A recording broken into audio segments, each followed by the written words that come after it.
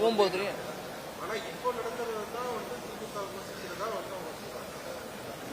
So நடத்துறது தப்பு.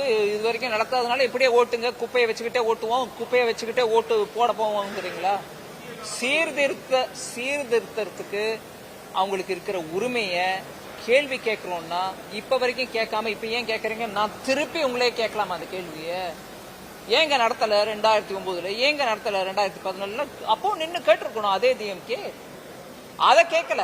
இப்ப நடத்தும் போது வந்து கேட்கிறோம். ஏன்னா அப்ப நடக்கல அப்ப நீங்க ஏன் வாய மூடிட்டு இருந்தீங்க? கேட்டிருக்கலாம்ல எலெக்ஷன் கமிஷனே. ஏன் சும்மா இருந்த? வரேங்க.